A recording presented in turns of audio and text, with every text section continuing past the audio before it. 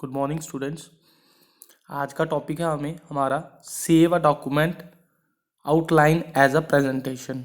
मतलब कि हमें अपने डॉक्यूमेंट को सेव करना है एज अ प्रेजेंटेशन। क्यों करेंगे? क्योंकि हमें कभी कभी जो हमारे व्यूअर्स होते हैं उन्हें हमें कुछ इंपॉर्टेंट पॉइंट्स दिखाने होते हैं।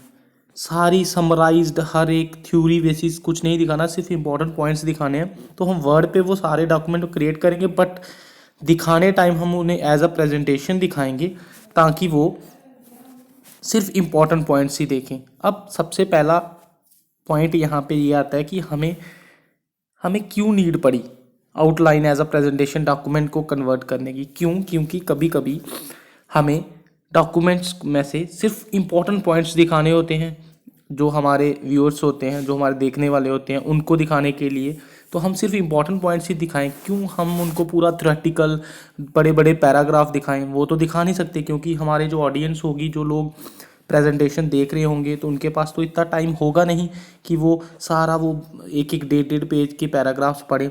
तो यहाँ से इम्पॉर्टेंट, यहाँ से डेफिनेशन ये बनती है, and outlining An outlining is a document that briefly summarizes the information that will be included in a paper, book, speech, or a similar document.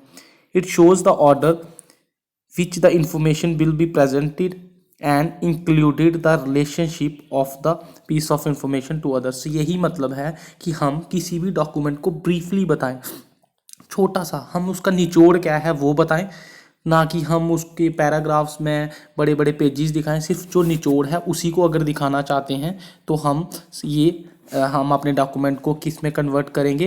As a outline, as a presentation में। बस definition आप इतनी सी लिखोगे। उसके बाद steps क्या है?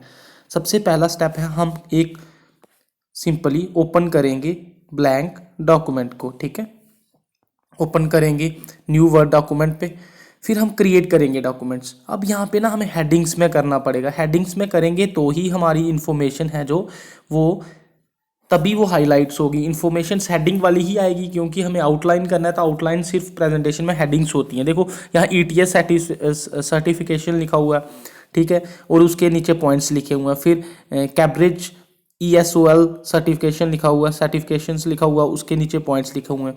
अगर आप इसके नीचे कुछ भी थ्योरी लिखें, पैराग्राफ में लिखें, कुछ भी लिखें, लिख सकते हैं। बट जैसे A, उसके आगे एक हेडिंग, उसके नीचे पॉइंट्स, B उसकी हेडिंग्स, उसके पॉइंट्स, ये लिखने के बाद ये आप कुछ भी लिख सकते हो, अपना नाम, पेरेंट्स का नाम, कुछ भी ऐसे हेडिंग्स में दे सकते हो। और इसको जब आपने ये कंप्लीट कर लिया वर्ड का डॉक्यूमेंट, उसके बाद आपको सिंपली क्या करना है, ये थर्ड स्टेप है, to send the outline presentation. अब इसको प्रेजेंटेशन में कैसे कन्वर्ट करेंगे? ये तो हमने वर्ड में बनाया था। फाइल में जाएंगे, फिर सेंड में जाएंगे, फाइल में जाएंगे, सेंड में जाएंगे। जैसे ही आप फाइल और सेंड में जाएंगे तो क्या होगा कि उसके बाद आपको क्लिक करना है click outline to presentation. File, send, then किस पे क्लिक करना है? Click outline to presentation.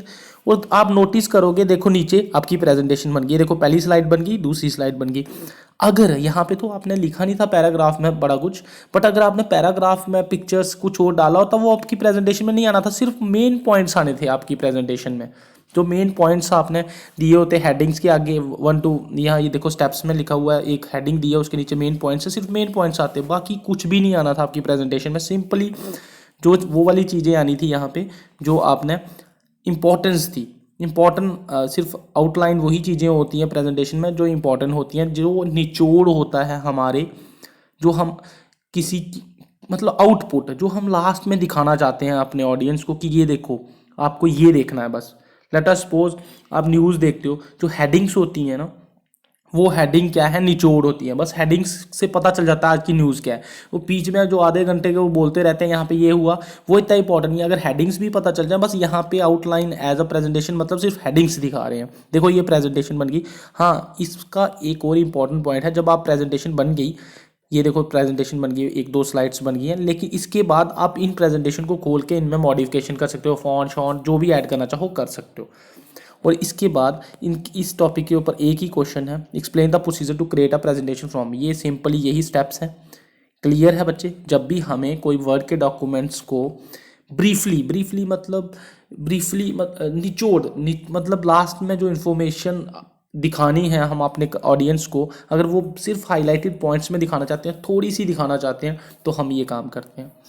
Thank you. आज का टॉपिक यही था।